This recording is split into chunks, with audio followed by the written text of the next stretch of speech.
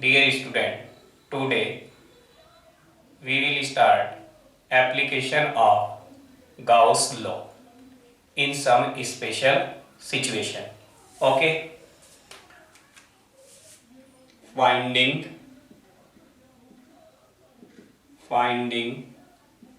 electric field intensity in some special situations using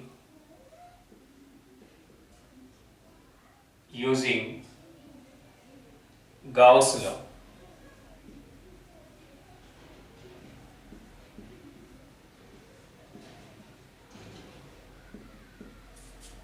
प्यारे बच्चों, Gauss law क्या बताया था? Total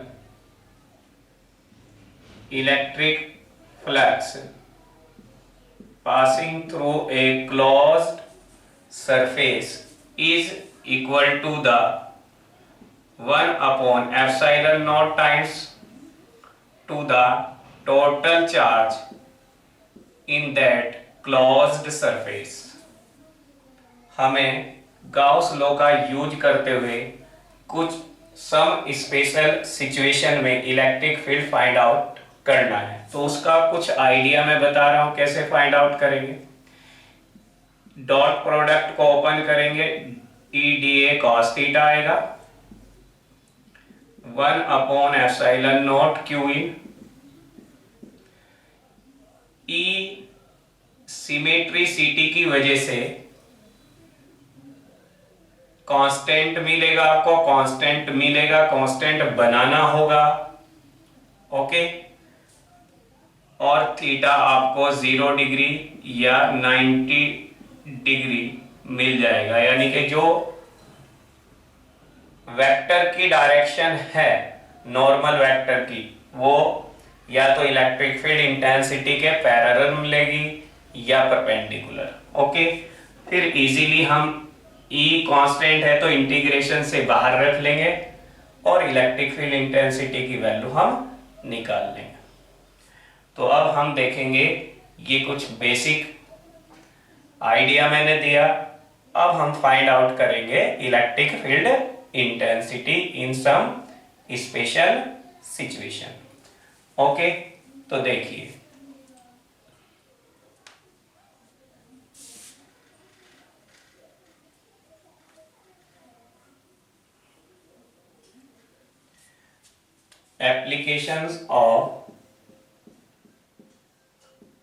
application of Gauss law. Okay, first, electric field intensity due to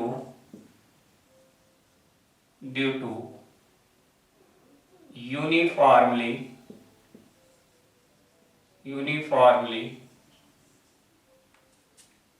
charged conducting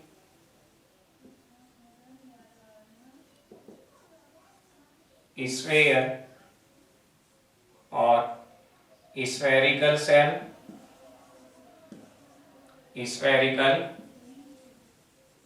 shell, okay, or solid sphere,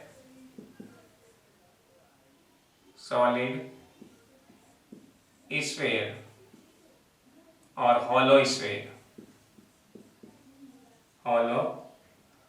sphere, okay.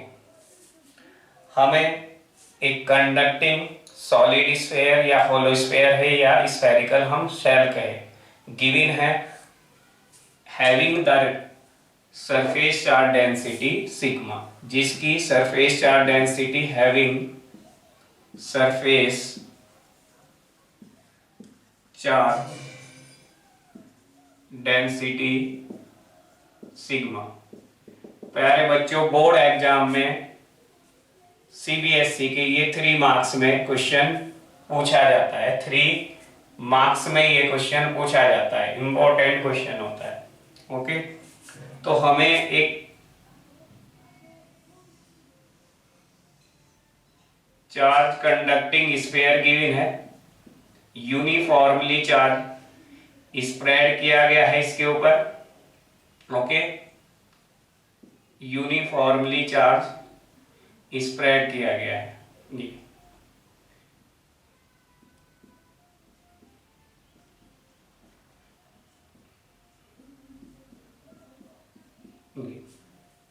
जिसकी radius है capital R, surface charge density है sigma. तो इसके सेंटर से हमें आर डिस्टेंस पर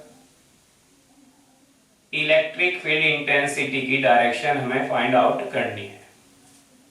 okay, तो प्यारे बच्चों, आपको पता है जब चार्ज देते हैं हम कंडक्टिंग स्फीयर को तो वो यूनिफॉर्मली उसकी सरफेस पर स्प्रेड हो जाता है, इस तरीके से बिहेव करता है कि वो टोटल चार्ज कहां प्रेजेंट हो, centre of the sphere, centre of the sphere पे प्रेजेंट हो। तो यहां पर जहां फील्ड हमें निकालना होता है वहां +1 कूलम चार्ज रखा मान लेंगे। तो यहां पर इस पॉइंट पर फील्ड की जो डायरेक्शन मिलेगी, प्लस और प्लस में रिपल्सन होगा और रिपल्सन की वजह से इलेक्ट्रिक फील्ड आएगा आउटवर्ड डायरेक्शन में, उसकी डायरेक्शन मिल जाएगी रेडियली आउटवर्ड। तो सबसे पहले तो स्फेरिकल जो चार्ज सेल है हमारे पास, उसकी सिमेट्री की वजह से इलेक्ट्रिक फील्ड की डायरेक्शन मिलेगी हमें रेडियली आउटवर्ड। ओके, तो it is clear, it is पहला step 1A, it is clear from figure that due to spherical symmetry of charge distribution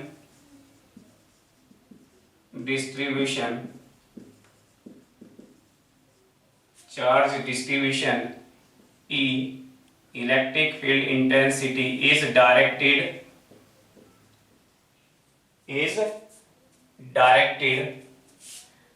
radially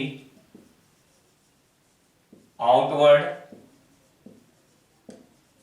such that magnitude of electric field intensity at every point of the surface remains constant। आप कहीं भी electric field find out कर लो surface पर या किसी भी are distance पर या सरफेस पर या आर डिस्टेंस पर, लेफ्ट राइट किसी भी डायरेक्शन में आप फाइंड आउट करेंगे, ई की वैल्यू क्या आएगी, सेम आएगी। तो ई हमें सेम मिल चुका है।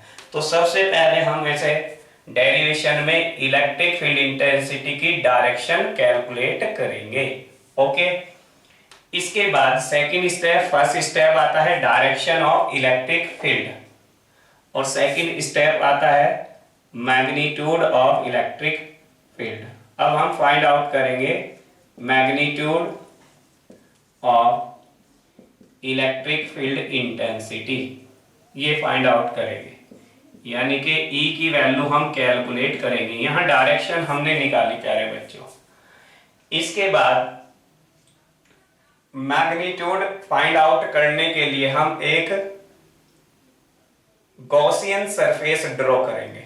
ओके, सबसे पहले हमने स्फेरिकल जो सेल दी गई है उसके सेंटर से आर डिस्टेंस पे कोई पॉइंट P मार्क किया।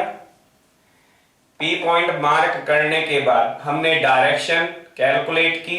अब हम इलेक्ट्रिक फील्ड का मैग्नीट्यूड फाइंड आउट करेंगे। उसके लिए हम गॉसियन सरफेस ड्रॉ करेंगे, क्लोज सरफेस ड्रॉ करेंगे in the form of sphere, एक स्फीयर की फॉर्म में, और जिसकी रेडियस कितनी होनी चाहिए, स्मॉल r होनी चाहिए। तो वो उस पॉइंट से पास होगी जिस पर हमें इलेक्ट्रिक फील्ड फाइंड आउट करना है। तो सेकंड स्टेप है magnitude of electric field intensity. देखिए, तो magnitude of electric field intensity find out करने के लिए हम ड्रॉ ए गॉसियन सरफेस। हम क्या कंसीडर करेंगे? Consider a spherical Gaussian surface of radius small r passing through a point P where we have to find the electric field intensity, where we have to find the electric field intensity। तो चलिए अब Gaussian surface draw करते हैं। Okay, इसको note कर लीजिए आप। चलिए साफ कर देते हैं ये।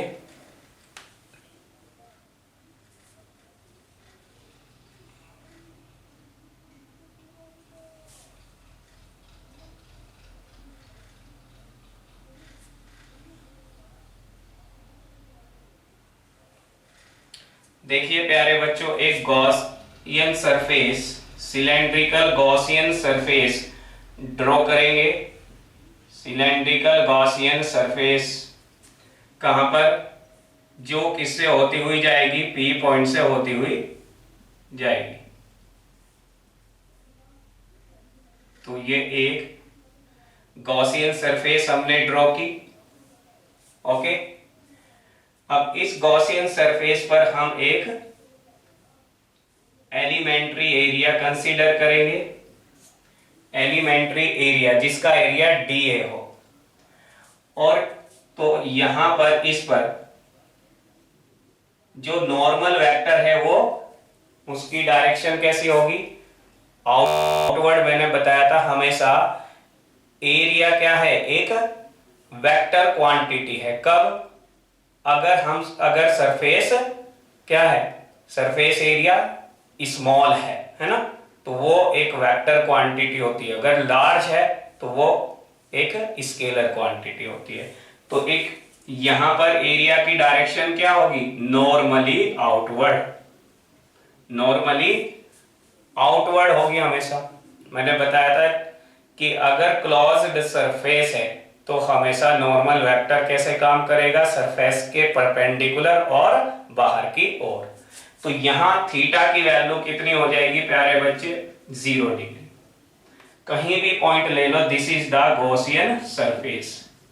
तो ये गॉसियन सरफेस है। तो अब हमें अप्लाई करनी है आपका गाउस लॉ। चलिए, अप्लाइंग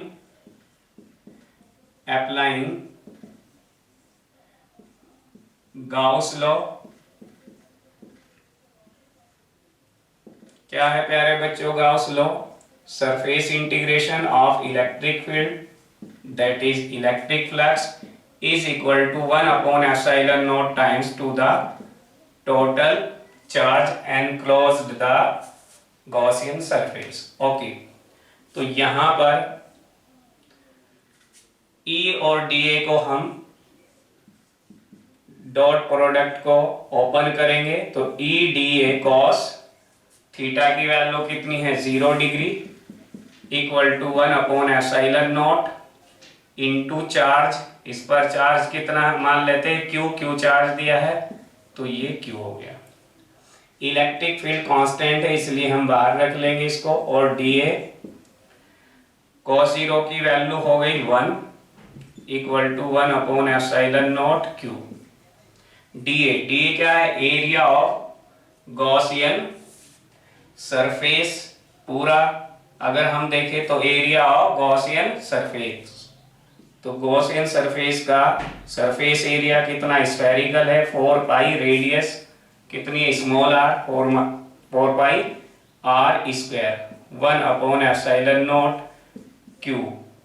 तो ये वैल्यू प्यारे बच्चों इलेक्ट्रिक फील्ड फाइंड आउट हो जाएगा 1/4 पाई ε0 Q/r²। ओके, तो ये कंप्लीट हमने डायरेक्शन भी फाइंड आउट कर ली और उसका मैग्नीट्यूड भी निकाल लिया। चलिए, अच्छा अगर चार्ज कितना एनक्लोज हो रहा है, इस चार्ज की वैल्यू प्यारे बच्चों हम निकाले Q, तो Q कितना आ जाएगा, सिग्मा इंटू एरिया। किसका एरिया, स्फेरिकल शेल का एरिया, वो कितना है 4 पाई r²। तो यहां पर हम और करके लिख सकते हैं, और 1/4 पाई ε0 सिग्मा इंटू 4 पाई r² अपॉन स्मॉल r। 4 पाई से 4 पाई कैंसिल, तो ये वैल्यू हमें मिलेगी equal sigma upon ε0 r²/r²। Okay, तो ये हमने क्या निकाला प्यारे बच्चों, ये हमने फाइंड आउट किया इलेक्ट्रिक फील्ड, है ना, और कहा आउटसाइड द स्फीयर। तो ये एक पहला केसेस है, केस फर्स्ट यहां पर है। केस फर्स्ट क्या निकाला, आउटसाइड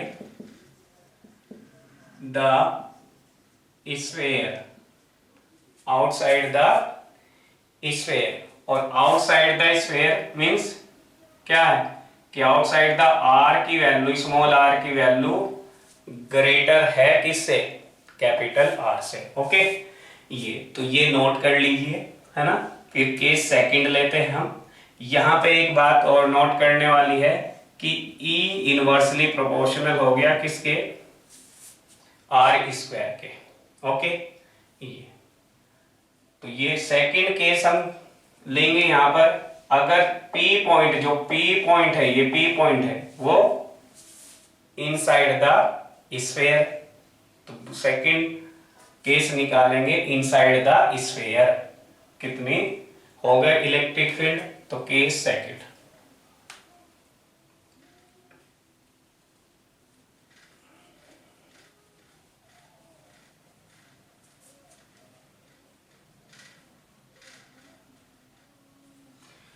केस सेकंड देखिए, case second inside the sphere, sphere के अंदर r की वैल्यू कितनी है, लेस देन है कैपिटल R से। ये गिवन स्फेरिकल शेल है, सेंटर O, और यहां पर हमें फाइंड आउट करना है r डिस्टेंस पर इलेक्ट्रिक फील्ड। ओके, तो इस P पॉइंट पर सेंटर से हमेशा क्या बनाना है, r डिस्टेंस पे कोई पॉइंट P लेना है, और इससे एक गॉसियन सरफेस जैसा कि बताया ड्रॉ कर देनी है r रेडियस की। इस पर एक स्मॉल एलिमेंट जिसमें इलेक्ट्रिक फील्ड इंटेंसिटी की डायरेक्शन बाहर होगी और नॉर्मल वेक्टर की भी डायरेक्शन इसके परपेंडिकुलर आउटवर्ड होगी। This is the Gaussian surface. Okay प्यारे बच्चों, थीटा कितना हुआ 0 डिग्री। तो यहां पर अप्लाई करेंगे, applying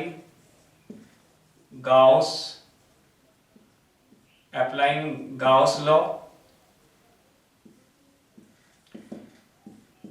E dot dA equal to Q in upon epsilon naught. Okay, चलिए E dA cos 0 degree, cos 0 degree. Q in कितना है प्यारे बच्चों, बोलो, क्योंकि पूरा चार्ज कहां पर रखा हुआ है, सरफेस पर फैला हुआ है। ओके, यूनिफॉर्मली, और सेंटर पर कंसंट्रेट माना जाता है, समझे नहीं। इसलिए जो गॉसियन सरफेस है वो कोई भी चार्ज कंटेन नहीं कर रही है, यानी कि उसके अंदर कोई भी चार्ज नहीं है। इसलिए यहां पर चार्ज की वैल्यू हो जाएगी 0 upon epsilon naught as Gaussian surface does not contain any charge, इसलिए इलेक्ट्रिक फील्ड की वैल्यू आ जाएगी 0। तो आप पहले भी पढ़ चुके हैं कि कंडक्टिंग अगर स्फीयर है तो कंडक्टर के अंदर इलेक्ट्रिक फील्ड कितना होता है प्यारे बच्चों? 0 होता है, समझे नहीं? तो अंदर की तरफ आपका इलेक्ट्रिक फील्ड कितना है? 0 है। ओके, ये चीज है। अब ग्राफ प्लॉट कर लेते हैं हम इसके लिए। देखिए ग्राफ है ना, केस फर्स्ट और केस सेकंड दोनों कंप्लीट हो चुके। ग्राफ इलेक्ट्रिक फील्ड इंटेंसिटी का डिस्टेंस के साथ आर के साथ क्या ग्राफ प्लॉट होगा? देखिए फर्स्ट केस में हमें मिला E proportional 1 upon R square, E R graph.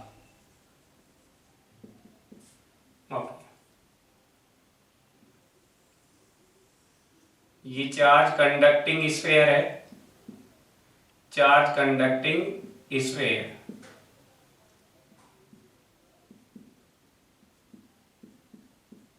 Having surface charge density sigma. Okay, और इसकी वजह से हमें इलेक्ट्रिक फील्ड इंटेंसिटी E और R के बीच में ग्राफ प्लॉट करना है। तो यहां तक ये डिस्टेंस है स्मॉल r, तो ये डिस्टेंस अगर हम देखें, ये डिस्टेंस कितना हो जाएगा प्यारे बच्चों? ये डिस्टेंस हो जाएगा r, स्मॉल r, यानी कि आपका inside the sphere electric field हमारा कितना मिला? 0, है ना? इस रीजन में इलेक्ट्रिक फील्ड मिला हमारा 0। और यहां पर इसके जो बाहर आउटसाइड है, आउटसाइड इलेक्ट्रिक फील्ड कितना आ रहा है? E proportional 1 upon R square, यानी कि आर स्क्वायर के इनवर्सली प्रोपोर्शनल है इलेक्ट्रिक फील्ड। तो उसके लिए ग्राफ कैसा मिलेगा हमें? Curve line. और यहां इस पॉइंट पर अगर हम बात करें, ये सरफेस का पॉइंट है, सरफेस पर इलेक्ट्रिक फील्ड इंटेंसिटी कितनी मिलेगी प्यारे बच्चों? क्योंकि सरफेस पर स्मॉल r और कैपिटल R की वैल्यू इक्वल हो जाएगी। यहां पर small r equal to capital R, यानी कि ये r less than capital R, और ये रीजन क्या है? r greater than capital R। ये इनसाइड, ये है outside. 1 upon 4 pi epsilon naught Q upon capital R square, ये कांस्टेंट मिलेगा सरफेस पर। तो ये ER ग्राफ मिल जाएगा। एक और इंपॉर्टेंट बात नोट करेंगे यहां, for a point just inside the sphere,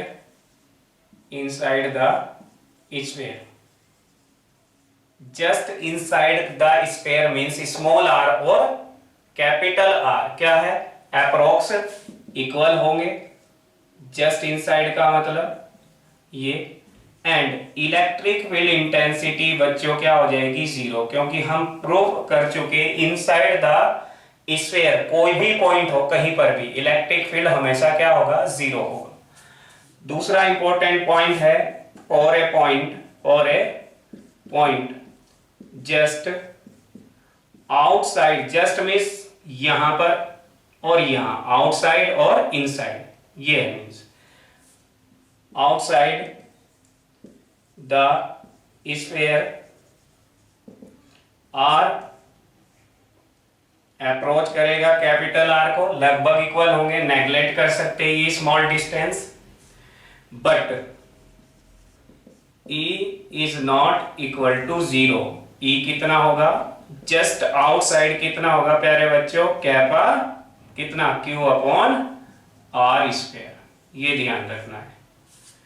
तो ये कुछ इंपॉर्टेंट रिजल्ट थे जो मैंने बताए, और ये डेरिवेशन भी फॉर बोर्ड एग्जाम बहुत इंपॉर्टेंट है, लिखने का तरीका क्या है वो सब मैंने बताया है इसमें, ठीक है ना। तो वो पॉइंट आपको, क्योंकि स्टेप वाइज मार्किंग होती है प्यारे बच्चों, सीबीएसई बोर्ड एग्जाम हो या आरबीएसई बोर्ड एग्जाम हो, तो हमेशा ध्यान रखें पूरे पॉइंट लिखे, इनमें से पॉइंट कोई भी छोड़ना नहीं है कि मैथमेटिकल पार्ट आप करके आ जाते हैं, नहीं। सबसे पहले डायरेक्शन निकालिए और उसका स्टेटमेंट लिखिए, वहां पे उसके मार्क्स होते हैं। ओके, सेकंड एप्लीकेशन देखिए प्यारे बच्चों, second application.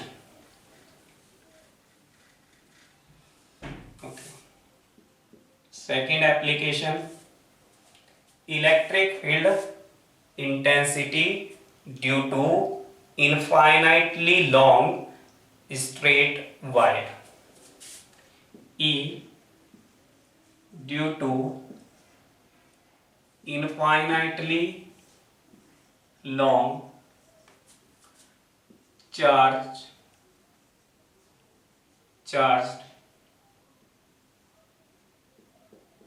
wire having linear charge density lambda, linear charge density lambda means Q by L, charge per unit length। Okay, ये गिवन है। तो सबसे पहले मैंने क्या बताया, जब भी electric field intensity using Gauss law से हमें फाइंड आउट करनी हो, तो सबसे पहले डायरेक्शन हम कैलकुलेट करेंगे। तो ए पार्ट में सबसे पहले क्या निकालेंगे, direction of electric field intensity. किसकी वजह से प्यारे बच्चों, किसकी वजह से निकालेंगे, लॉन्ग चार्ज्ड वायर। इसका मतलब क्या है कि एक बहुत पतला तार है और लेंथ उसकी बहुत ज्यादा है, इनफाइनाइट है, समझे नहीं, उसकी वजह से। तो एक वायर हमें, ये लॉन्ग चार्ज वायर है, ठीक है, और ये इनफाइनाइटली लॉन्ग है, माइनस इनफाइनाइट से लेके प्लस इनफाइनाइट। ओके, और चार्ज है इस पे प्लस क्यू। तो मैंने बताया था कि जब हम electric field intensity find out करते हैं तो और आपका सेंटर चूज कर लेते हैं हम वायर का, जो भी हमें गिवन है, तो उसका सेंटर लेकर के उसके सेंटर से हम आर डिस्टेंस पर एक पॉइंट मार्क करते हैं। उस पॉइंट का नाम क्या है, पी है। कितना है वो पॉइंट, पी। आर डिस्टेंस पे हमें यहाँ पे इलेक्ट्रिक फील्ड फाइंड आउट करना है। अब ये कॉन्टिन्यूअस चार्ज डिस्ट्रीब्यूशन है, लीनियर चार्ज डिस्ट्रीब्यूशन है, तो यहां पर प्यारे बच्चों एक स्मॉल एलिमेंट कंसीडर कर लेते हैं हम, एक स्मॉल एलिमेंट कंसीडर कर लेंगे। ओके, एक स्मॉल एलिमेंट कंसीडर कर लेंगे, ये डीएल लेंथ का, कितनी लेंथ का, डीएल लेंथ का आर डिस्टेंस पर, और उतनी ही आर या एक्स का एक्स डिस्टेंस पर, क्योंकि आर तो ये मान लिया हमने, और एक्स ही डिस्टेंस पर, यहां पर उतनी ही डिस्टेंस पर एक स्मॉल एलिमेंट यहां पे भी कंसीडर कर लेंगे। ये पूरी रोड ये माना गया है छोटे छोटे एलिमेंट से मिलके बनी हुई है, जिनकी लेंथ कितनी है, डीएल है। कितनी लेंथ है, ये डीएल लेंथ है। ओके, ये लेंथ है डीएल, डीएल लेंथ है, तो ये डीएल लेंथ। और अब ये एक पॉइंट चार्ज की तरह बिहेव कर रहा है, तो यहां से हम इस पॉइंट P को ज्वाइन करेंगे, इसको हम ज्वाइन कर लेंगे। ओके, ये एक स्मॉल एलिमेंट था, हमने इनको क्या कर लिया, ज्वाइन कर लिया। ये एक स्मॉल एलिमेंट हमने कंसीडर कर लिया।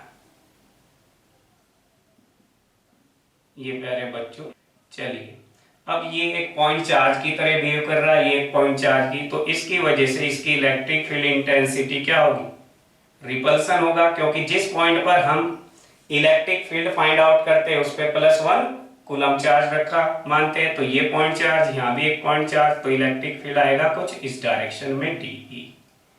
ओके, और यहां भी इसकी वजह से इलेक्ट्रिक फील्ड डायरेक्शन किस डायरेक्शन में आएगा, आउटवर्ड आएगा यानी कि इसी के अलोंग लाइन के।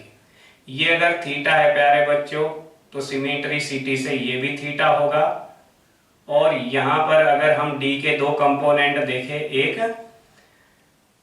हॉरिजॉन्टल डायरेक्शन में और एक वर्टिकल डायरेक्शन में, ये थीटा है तो ये भी थीटा हो जाएगा। तो यहां इसका एक कंपोनेंट मिल जाएगा डी ई साइन थीटा, और ऊपर की तरफ कौन सा कंपोनेंट मिलेगा, डी ई कॉस थीटा। इसी तरीके से इसका ऊपर की तरफ डी ई कॉस थीटा और इस तरफ D E sine theta. D sine theta equal opposite होने की वजह से दे कैंसिल टू ईच अदर, एक दूसरे को कैंसिल कर देंगे। और जो ये कंपोनेंट है डी ई कॉस थीटा, सभी कंपोनेंट हर एलिमेंट की वजह से नेट इलेक्ट्रिक फील्ड हमें किसके परपेंडिकुलर मिलेगा, लाइन चार्ज के परपेंडिकुलर मिलेगा। ओके, तो ध्यान रखना ये डायरेक्शन हमने कैलकुलेट की, इट इज, ये नोट कर देंगे, it is clear from figure that electric field is directed perpendicular to the line of charge। तो हमने ये डायरेक्शन फाइंड आउट कर ली फर्स्ट स्टेप में। आपका पहला स्टेप पूरा हो गया, स्टेप नंबर 1। ओके, यहां तक ये डायरेक्शन शो करने के लिए 1 मार्क्स मिलते हैं बच्चे को। फिर 2 मार्क्स किसके मिलते हैं प्यारे बच्चों, to find the magnitude of electric field intensity. तो अब हम फाइंड आउट करेंगे magnitude of electric field intensity due to infinitely long charge wire. ठीक है, second step,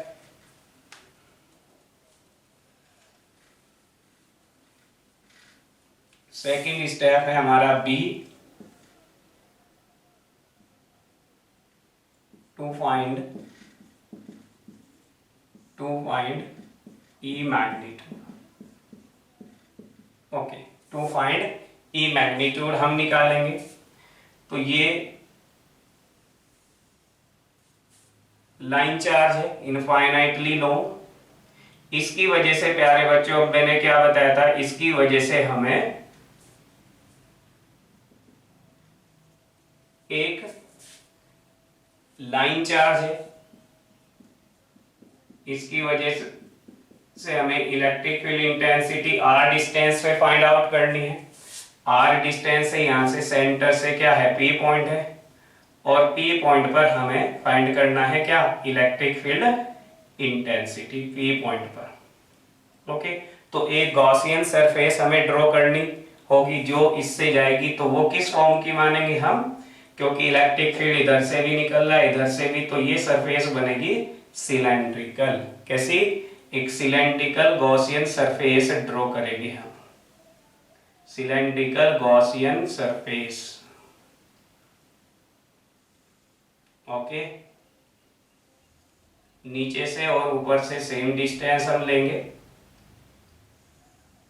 Gaussian surface.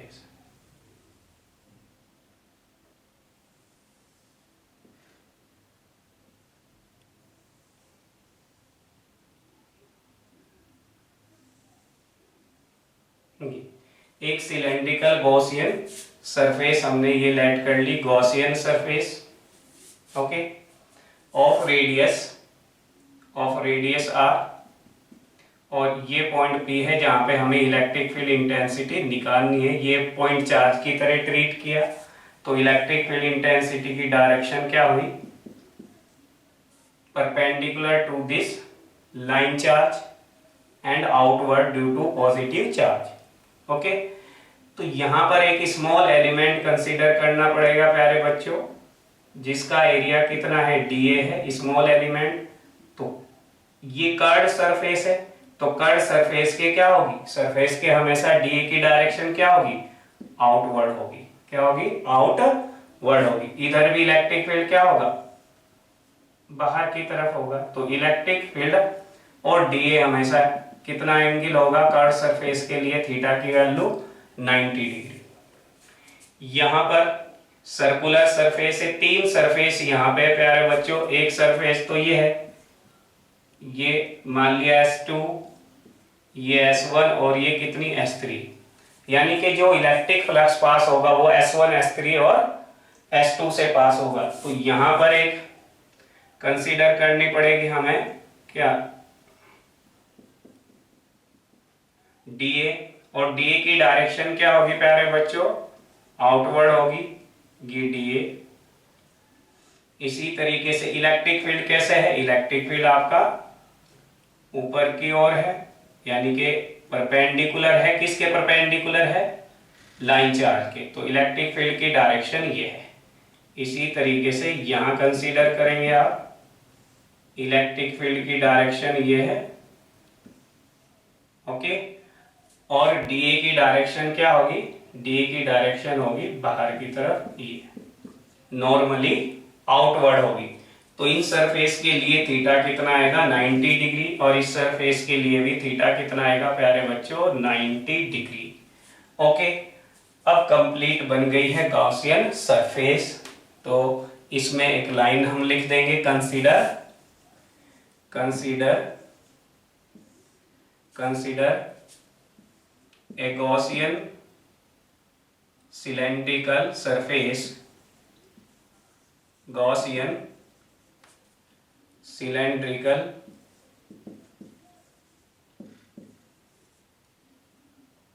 surface of radius small r passing through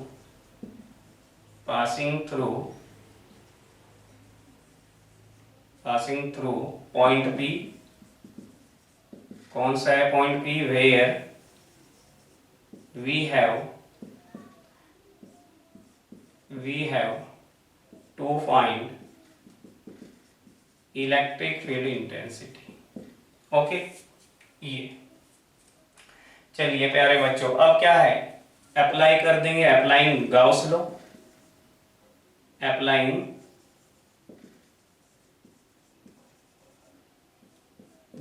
law, Gauss law apply करेंगे। E DA equal to Q in upon epsilon naught. कितना, Q in upon epsilon naught. ये क्या है, total flux passing through a Gaussian surface, total flux passing through a Gaussian surface. और ये कितने parts में बटा हुआ है, 3 सरफेस में, S1 S2 and S3। Okay, तो ये आ जाएगा फर्स्ट किसमें, S1 के लिए हम वैल्यू लिख देंगे, S1 E dot DA plus. अच्छा, एक इंपॉर्टेंट बात है प्यारे बच्चों, ध्यान से सुनो, यहां पर हमने क्लोज्ड सरफेस के लिए देखा, लेकिन अब जब ये सरफेस हम कर्ड सरफेस हम ले रहे हैं, तो कर्ड सरफेस क्या है, क्लोज्ड सरफेस का एक पार्ट है। तो यहां पर आप स्फेयर नहीं लगाएंगे, अगर स्फेयर लगा देंगे दैट इज रॉन्ग। तो दिस इज इंपॉर्टेंट पॉइंट। अब यहाँ पे क्योंकि S1 एक क्लोज सरफेस का पार्ट है, वो ओपन है, तो यहां पर आप क्लोज्ड नहीं करेंगे। ओके, यहां भी आप क्लोज नहीं करेंगे। E dot DA plus S3 E dot DA equal to आ जाएगा Q अपॉन एप्सिलॉन नॉट। चलिए, S1 के लिए और S2 के लिए थीटा क्या है, 90 है, तो ये क्या हो जाएगा 0, ये भी क्या हो जाएगा 0। E DA cos 90 है ना, cos 90 0 होता है, यहां पर ये 0 मिला, ये 0, तो E DA cos 0 degree, cos 0 degree की वैल्यू कितनी होती है, cos 0 डिग्री की वैल्यू होती है प्यारे बच्चों 1। E कांस्टेंट है, बाहर आ जाएगा, और ये DA किसकी वजह से मिला, S3 क्या है, कर्ड सरफेस है। कैसी सरफेस है, कर्ड सरफेस का एरिया क्या होगा, छोटे छोटे एलिमेंट मिलेंगे, तो ये कर्ड सरफेस मिलेगी, ये पूरी कर्ड सरफेस है, ये कर्ड सरफेस है प्यारे बच्चों, ठीक है। तो कर्व सरफेस का एरिया आपने पढ़ा होगा, कितना होता है कर्व सरफेस का एरिया बताइए? 2πr(h), ये लेंथ हम ले लेते हैं कितनी, l, है ना, इसकी लेंथ कितनी लेट कर लेते हैं, ये स्मॉल l ये लेंथ है, 2πrl, और क्यू क्या है, चार्ज है enclosed by the Gaussian surface, तो क्यू की वैल्यू कितनी है, लैम्डा इंटू बोलो l, तो यहां रख देंगे lambda into l epsilon not, l से l चमचम हो गया। इसका मीनिंग क्या हुआ, जो थिन चार्ज वायर है इलेक्ट्रिक फील्ड उसकी लेंथ पर डिपेंड नहीं करता, ध्यान रखना। E इक्वल टू कितना मिलेगा, 1/2πε0 लैम्डा अपॉन r, ओके, ये वैल्यू हमें मिल जाएगी। यहां भी electric field intensity inversely proportional मिली हमें, किसके इनवर्सली प्रोपोर्शनल मिली, 1/r के इनवर्सली प्रोपोर्शनल मिल गई, ओके, यानी कि E प्रोपोर्शनल आ गया 1/r के। तो ये है, अगर हम 2 से बच्चों न्यूमेरिकल के लिए इसको कैसे यूज करेंगे, हम ऐसे भी लिख सकते हैं, 2 से ऊपर नीचे मल्टीप्लाई कर लो, ये हो जाएगा 4πε0, कितना, तो 4πε0 कैपा हो जाता है, तो डायरेक्ट 9 × 10⁹ वैल्यू रख देते हैं, तो कैपा 2 लैम्डा अपॉन r भी लिख सकते हैं। और अगर इसको वेक्टर फॉर्म में लिखना है तो r कैप से दोनों आपका r कैप से मल्टीप्लाई कर देंगे, ओके। इन वेक्टर फॉर्म की बात करें, एंड इन वेक्टर फॉर्म में अगर देखें, E vector equal to kappa 2 lambda upon r, और यहां लिख देंगे हम r कैप, ओके, ये चीज।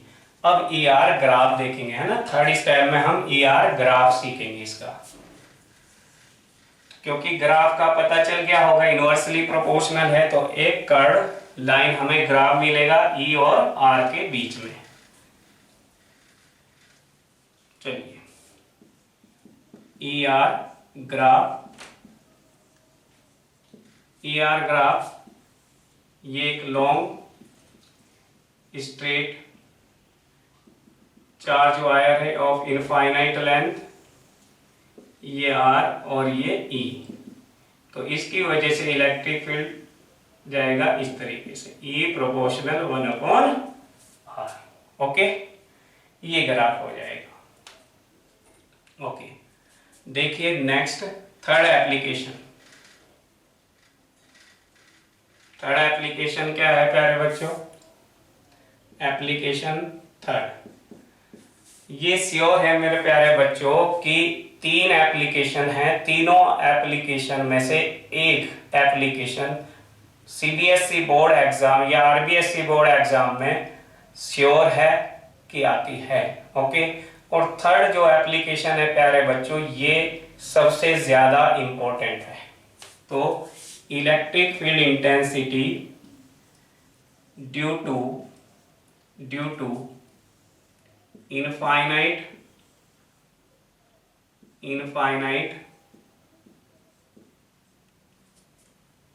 Plane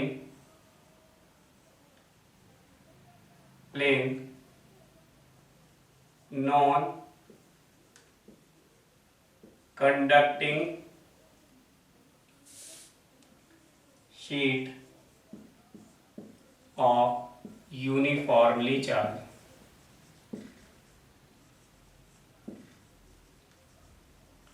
okay. ये तो सबसे पहला step, we have to find the direction of electric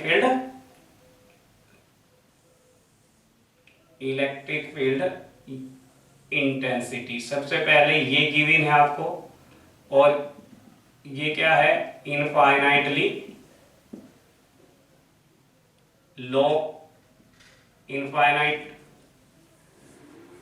long है, okay, plus infinity. Uniformly charge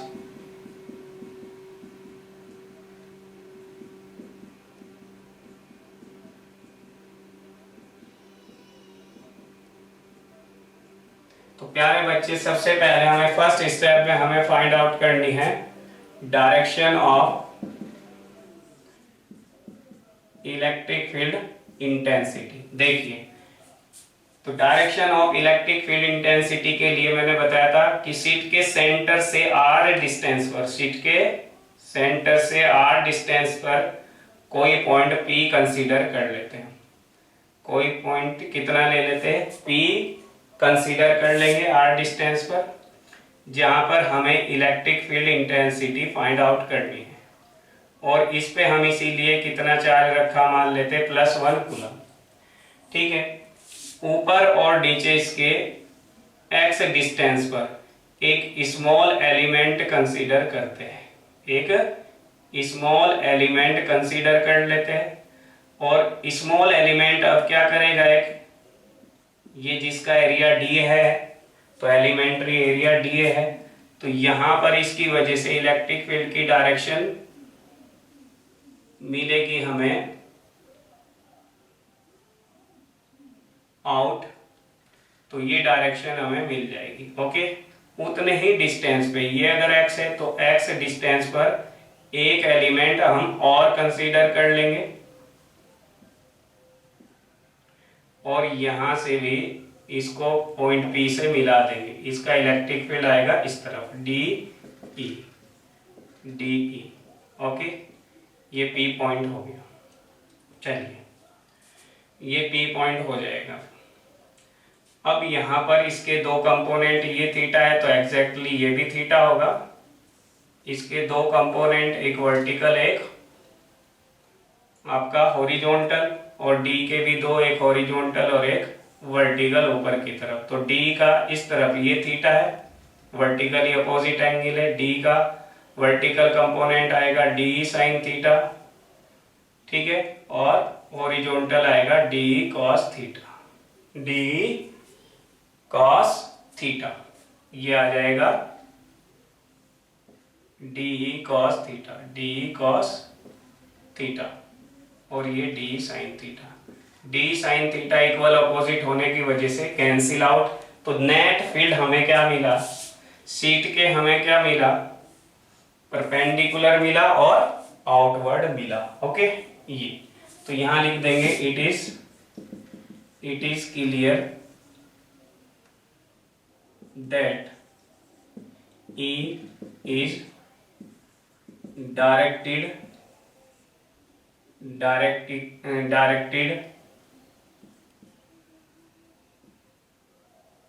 perpendicular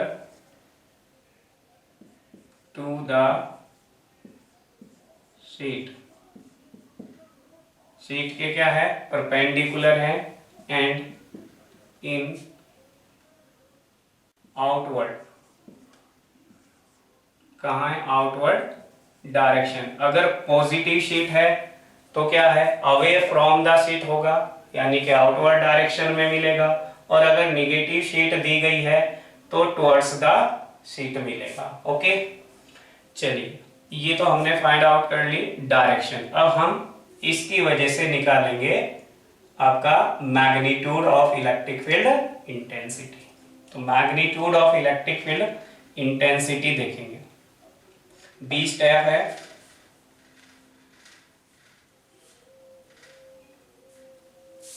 B step है magnitude of electric field intensity, ये फाइंड आउट करेंगे।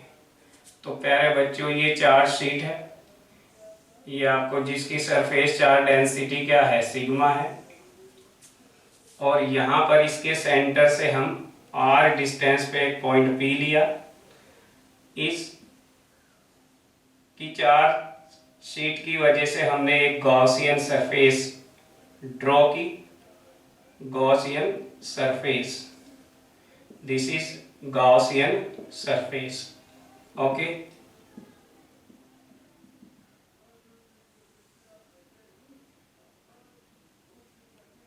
ये गॉसियन सरफेस है,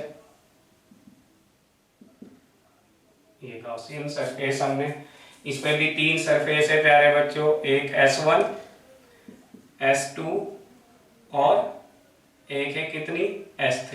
ये कौन सी होगी? S3। इस गॉसियन सरफेस का हमने एरिया लिया हमने प्यारे बच्चों A, कितना A, ओके। एरिया कितना है A, और R डिस्टेंस पे ये लिया P पॉइंट, जहां पे हमें इलेक्ट्रिक फील्ड फाइंड आउट करना है।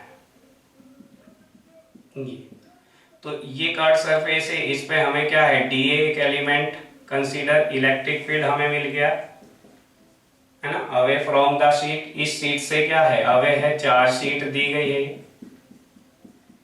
ये कोई भी चार्ज शीट दी गई है,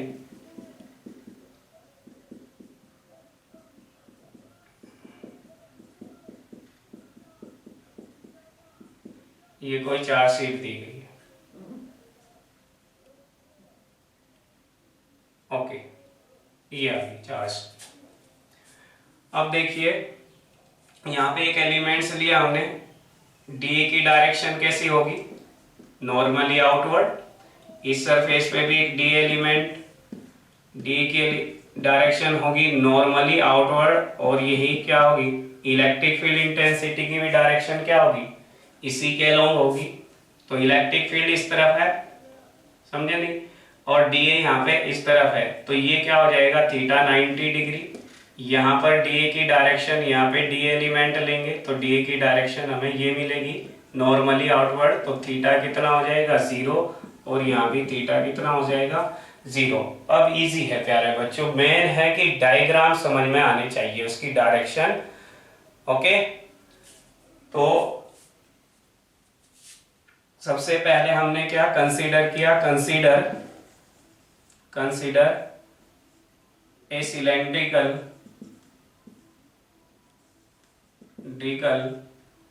Gaussian surface having horizontal axis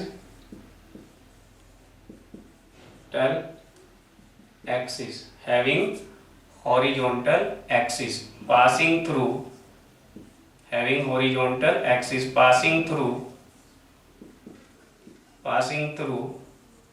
a point P where we have to find electric field intensity. अब अप्लाई कर दो, सेम प्रोसीजर है, applying Gauss law, the total electric flux passing through a closed surface is equal to Q in upon epsilon naught. और प्यारे बच्चों ये पूरा flux 3 parts में बटा हुआ है, एक S1 सरफेस पर, एक S2 से पास हो रहा है, एक कर्व सरफेस, ओके। तो E dA, अब इंटीग्रेशन साइन को क्लोज नहीं करेंगे क्योंकि ये क्लोज्ड सरफेस का पार्ट है, ओपन, ये क्या है बेस एरिया है, और बेस क्या है इसका एक ओपन सरफेस है, तो यहाँ क्लोज साइन नहीं लगाएंगे। EDA for S1, EDA for S2, EDA for S2, और प्लस में थर्ड आ जाएगा EDA for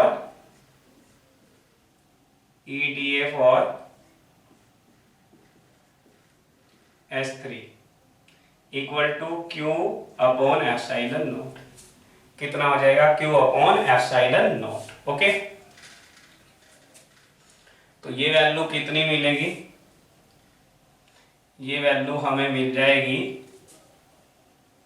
S1 के लिए 0, S1 के लिए कितना है थीटा 0, S2 के लिए 0, और S3 के लिए जो S3 है ना कर्व सरफेस है उसके लिए 90। तो ये तो आ जाएगा EDA cos 0 plus EDA cos 0, EDA cos 0 और plus 0 equal to Q upon epsilon naught. E uniform है, बाहर ले लेंगे, डी ए प्लस ई बाहर लेंगे D A equal to Q upon epsilon naught D A, okay, E A plus E A equal to कितना आ जाएगा सिग्मा। सिग्मा क्या है, सरफेस चार्ज डेंसिटी कितनी होगी बोलो, surface charge density charge per unit area. तो यहां पर Q की वैल्यू कितनी आ जाएगी, सिग्मा इंटू ए, कितना सिग्मा इंटू ए एरिया। तो एरिया से एरिया कैंसिल हो जाएगा और twice E equal to sigma, okay, यहाँ पे ई ए और ये आ जाएगी वैल्यू कितनी, चार्ज की वैल्यू अपॉन एप्सिलॉन नॉट। तो E की वैल्यू आ जाएगी हमारे पास, ये magnitude 2 epsilon not, sigma upon 2 epsilon not. Vector form में एक इंपॉर्टेंट पॉइंट यहां से निकल के आता है, electric field does not depend on distance R distance पर डिपेंड नहीं करता। आर कहां से कहां तक का डिस्टेंस है, ये डिस्टेंस है, इस डिस्टेंस पर डिपेंड नहीं करता प्यारे बच्चों, ठीक है ना। तो electric field due to charge sheet does not depend on distance, it is clear from the formula.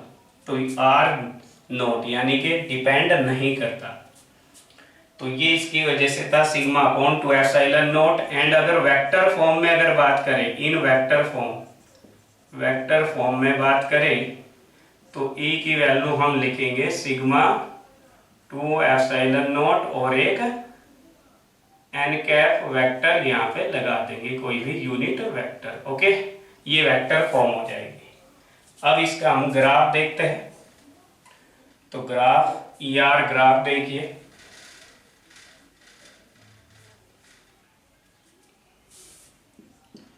ER graph प्यारे बच्चों, आपने देखा कि जो इनफाइनाइट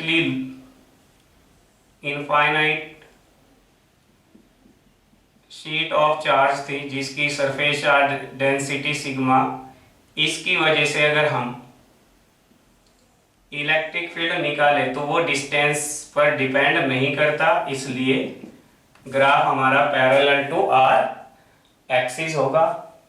ये होता है ER ग्राफ और non conducting sheet of charge, okay, ये, और इसकी वजह से ये E की वैल्यू कहीं भी निकाले आप इस शीट की वजह से, अगर इस P पॉइंट पर निकाले तो बाहर की ओर आ जाएगी। तो E की वैल्यू कितनी होगी मैग्नीट्यूड में, sigma upon 2 epsilon naught, okay.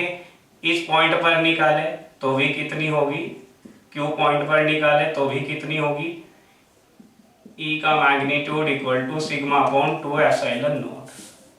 Note करें अगर क्या है, शीट कैसी है, शीट निगेटिव है जिसकी surface charge density minus sigma है। तो P पॉइंट पर निकाले, कितने भी डिस्टेंस पे निकाले, R पर 10 मीटर 20 मीटर सब सेम आएगी प्यारे बच्चों, चाहे आप यहाँ निकाले P पॉइंट पर और चाहे आप यहाँ निकाले इस पॉइंट पर। तो दोनों पॉइंट पर P1 और P2 दोनों पॉइंट पर अगर हम इलेक्ट्रिक फील्ड इंटेंसिटी देखें तो वो बिल्कुल क्या आएगी, सेम आएगी, समझे नहीं, क्योंकि इलेक्ट्रिक फील्ड R पर डिपेंड नहीं करता। तो मैग्नीट्यूड में sigma upon 2 epsilon not magnitude लेंगे इस आपका। और डायरेक्शन इलेक्ट्रिक फील्ड इंटेंसिटी की अब कैसी होगी, टुवर्ड्स द शीट, कैसी होगी प्यारे बच्चों। तो इंपॉर्टेंट पॉइंट है, इस चीज को नोट रखना है, टुवर्ड्स द शीट होगी और दोनों का मैग्नीट्यूड मस्ट बी सेम। तो to solve the numerical this point is most important, okay. तो this point is the most important to solving the numerical. तो हमेशा कीप इन माइंड आपका this 2 point and solve many problem based on infinite charge non conducting sheet. अगर प्यारे बच्चों conducting sheet हो तो मैंने पीछे भी डेरिवेशन निकलवाया था, तो कंडक्टिंग अगर शीट है हमारे पास तो उसके लिए इलेक्ट्रिक फील्ड कितना आता है, सिग्मा अपॉन एप्सिलॉन नॉट, 2 नहीं आता उसमें, ओके। और इसके ऊपर बहुत सी न्यूमेरिकल प्रॉब्लम भी वहां कराई थी। चलिए एक दो न्यूमेरिकल प्रॉब्लम और सॉल्व कर लेते हैं इसका यूज करके। देखिए एक सिंपल न्यूमेरिकल प्रॉब्लम लेते हैं, पीछे भी डिस्कस कराई मैंने। एक चार्ज कंडक्टिंग शीट है ये, जिसकी सरफेस चार्ज डेंसिटी है सिग्मा 1, और एक अनदर चार्ज कंडक्टिंग शीट है जिसकी सरफेस चार्ज डेंसिटी है माइनस सिग्मा 2, और P पॉइंट है P1, P2 और P3, और find electric field at P1, P2 and P3। तो प्यारे बच्चों ध्यान से सुनो सॉल्यूशन, है ना, पूरा क्लियर हो जाएगा आपसे को क्वेश्चन। ये करने की दो प्लेट दी, कंडक्टिंग शीट दी गई, तो P1 पे हमें इसकी वजह से फील्ड देखेंगे। ये हमने मान लिया 1, ये शीट मान ली 2। इस 2 की वजह से फील्ड की डायरेक्शन शीट की और होगी, हमेशा टुवर्ड्स द शीट होगी, तो ये हो गया E2। क्या हो गया? E2। फर्स्ट शीट की वजह से, क्योंकि ये प्लस है, तो प्लस शीट की वजह से क्या होगी? अवे फ्रॉम द शीट, इससे दूर जाएगी तो अवे, E1। ओके, यहां पर P2 पर डायरेक्शन हम शो करेंगे, निगेटिव शीट की वजह से टुवर्ड्स द शीट होगी, 2 है ये शीट तो E2 नाम दे देते हैं, और पॉजिटिव की वजह से इस प्लेट से क्या होगी? अवे होगी, तो अवे का मतलब ये भी क्या इस तरफ होगी, तो E1। अब P1 फर्स्ट शीट की वजह से अवे, क्योंकि पॉजिटिव है, तो E1 वेक्टर, और सेकंड शीट निगेटिव है तो टुवर्ड्स द शीट होगी। तो ये बहुत जरूरी है, बस ये डायरेक्शन शो करनी आ गई, रिजोल्व करनी आ गई, तो आप इजीली कैलकुलेट करेंगे। अब एट अगर P की बात करें, एट P1 है ना, तो इलेक्ट्रिक फील्ड क्या है? अपोजिट है। हमने कहा सपोज सिग्मा 1 ग्रेटर है सिग्मा 2 से, तो यहाँ पर ई नेट कितना आ जाएगा प्यारे बच्चों? ई नेट इक्वल टू कितना होगा? E1 का मैग्नीट्यूड माइनस E2 का मैग्नीट्यूड। तो मैग्नीट्यूड में हमें रिजल्ट रखने हैं, तो E1 क्या है? सिग्मा अपॉन 2 एप्सिलॉन नॉट, और ये क्या है? Minus sigma upon 2 epsilon not. Mode हटेगा तो पॉजिटिव हो जाएगा, तो सिग्मा 1 है ये, सॉरी, तो 2 epsilon naught minus sigma 2 epsilon naught. Okay, ये अगर देखिए एट P1 और कह सकते हम P3 आउटसाइड, दोनों शीट के आउटसाइड, दोनों पे निकल जाएगा एट P1 और P3, दोनों पे सेम आएगा। ये वैल्यू आ गई, ई नेट की वैल्यू हमारी ये निकली। अगर हम बात करें if sigma 1 equal to sigma 2, then E net कितना मिलेगा हमें? ई नेट मिलेगा 0। ओके, अब आई बात P2 की, तो P2 पे ई नेट मैग्नीट्यूड निकालेंगे हमेशा, E1 plus E2 due to same direction, तो ये आ जाएगा sigma upon 2 epsilon naught minus sigma 2 plus sigma 2 epsilon naught. ये वैल्यू निकल के आ जाएगी, यानी कि आप 1/2 एप्सिलॉन नॉट को कॉमन ले सकते हैं, ये आंसर मिलेगा। अगर यही हम अप्लाई करें कि sigma 1 equal to sigma 2, then net field कितना मिलेगा? सिग्मा प्लस सिग्मा 2 सिग्मा, और 2 से 2 कैंसिल आउट हो जाएगा, तो सिग्मा अपॉन कितना मिलेगा? Epsilon not. तो हमेशा अगर दो प्लेट, एक पर पॉजिटिव चार्ज हो और एक पर निगेटिव चार्ज हो और आइडेंटिकल हो, तो उनके बीच में फील्ड कितना आता है? सिग्मा अपॉन एप्सिलॉन नॉट, और बाहर की साइड में फील्ड कितना आता है प्यारे बच्चों? 0, है ना। इस अरेंजमेंट को आगे चैप्टर में हम पढ़ेंगे, नेक्स्ट चैप्टर में कैपेसिटर। ओके, तो इसको कहते हैं हम कैपेसिटर। तो यहां पर चार्ज हमें क्या है? आउटसाइड नहीं मिल रहा है, टोटल चार्ज कहां है? कहां पर है? प्लेट के ऊपर है, और क्योंकि एक इलेक्ट्रिक फील्ड क्या है? एक एनर्जी को इंडिकेट कर रहा है, तो एक एनर्जी कहां मिल रही है हमें? Inside the plates. Okay, inside the plates. इस एनर्जी को हम कहीं भी यूज कर सकते हैं। इसका फिर इस कैपेसिटर की डिस्कवरी होने से बहुत से डिवाइसेस बनाए गए, है ना, और वहां आपके उस कैपेसिटर का यूज किया गया इलेक्ट्रॉनिक डिवाइसेस में। तो ये इंपॉर्टेंट है, कुछ क्वेश्चन बताए मैंने। और ये किसी एंगल पर पैरेलल है शीट, पैरेलल शीट भी दी जा सकती है प्यारे बच्चों, और किसी एंगल पर भी इंक्लाइंड करा सकते हैं दो शीट को। तो कीप इन माइंड, हमेशा ध्यान रखिए बच्चे, पैरेलल से क्वेश्चन की प्रैक्टिस कर लेते हैं, लेकिन अगर आपको क्या करा दी जाती है, किसी एंगल पर इंक्लाइंड करा दी जाती है दो शीट, किसी एंगल पर इंक्लाइंड हो, समझे नहीं, ये भी हो सकता है दो एंगल, और ये एंगल थीटा दिया जा सकता है, और यहां पर इसकी वजह से फील्ड पूछा जा सकता है। तो इसकी वजह से फील्ड क्या होगा, परपेंडिकुलर होगा, और यहां पर किस तरफ होगी, ये डायरेक्शन होगी। अगर ये फर्स्ट शीट है, ये सेकंड, ये सिग्मा 2, ये सिग्मा 1, और इसकी वजह से फील्ड ये हो जाएगा E2 E1।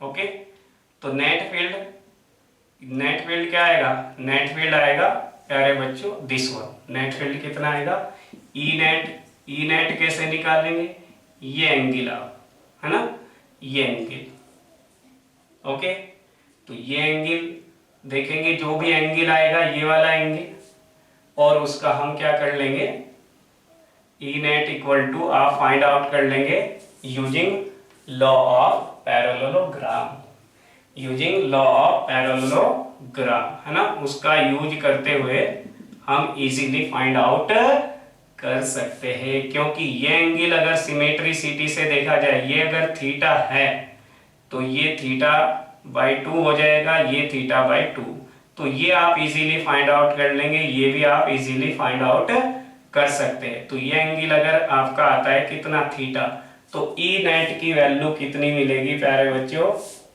ई नेट मिलेगा आपका उसका मैग्नीट्यूड E1 का स्क्वायर प्लस E2 का square plus 2E1 E2 cos theta का स्क्वायर रूट। तो ऐसे क्वेश्चन भी आ सकते हैं जिनमें दो शीट का क्या दिया जाए, इंक्लाइनेशन दिया जाए। Thank you for watching the video. Okay.